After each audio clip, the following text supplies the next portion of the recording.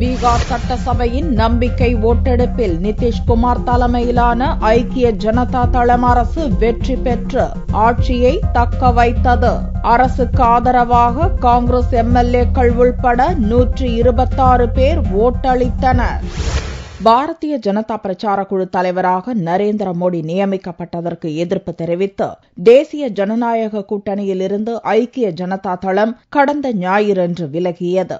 பீகார் கூட்டணி அரசில் பதவி வகித்த பாரதிய ஜனதாவின் 11 அமைச்சர்களை நீக்கிய முதல்வர் நிதிஷ்குமார் புதனன்று சட்டசபையில் நம்பிக்கை ஓட்டு கோரப்போவதாக அறிவித்தார். அதன்படி பீகார் சட்டசபையில் நம்பிக்கை ஓட்டு கோரும் தீர்மானத்தை புதன்கிழமை காலை நிதிஷ்குமார் கொண்டு வந்தார். தீர்மானம் மீதான விவாதத்தில் பேசிய முன்னாள் துணை முதல்வர் சுஷில்குமார் மோடி கூட்டணி ஆட்சி அமைய தீர்ப்பளித்த பீகார் மக்களுக்கு நம்பிக்கை துரோகம் செய்துவிட்டதாக நிதிஷ்குமாரை கடுமையாக சாடினார். விவாதத்தின் இறுதியில் நிதிஷ்குமார் பேசியதை அடுத்து ஓட்டெடுப்பு நடந்தது. தீர்மானத்துக்கு ஆதரவாக 126 ஓட்டுகளும் எதிராக 24 ஓட்டுகளும் கிடைத்தன.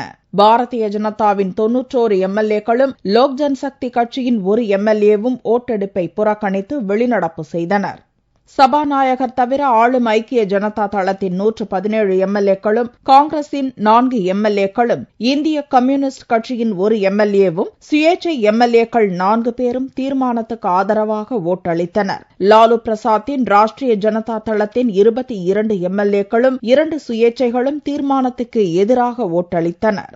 பீகார் சட்டசபையின் பலம் 243 என்பதால் மெஜாரிட்டிக்கு 122 எம்எல்ஏக்களின் ஆதரவு வேண்டும். அதையும் தாண்டி 126 எம்எல்ஏக்களின் ஆதரவை பெற்ற நிதிஷ்குமார் அரசு ஓட்டெடுப்பில் வெற்றி பெற்றதாக சபாநாயகர் அறிவித்தார். நிதிஷ்குமார் அரசுக்கு ஆதரவாக காங்கிரஸ் எம்எல்ஏக்கள் ஓட்டளித்திருப்பது தேசிய அரசியலில் புதிய கூட்டணிக்கு அச்சாரமாக அமைந்துள்ளது.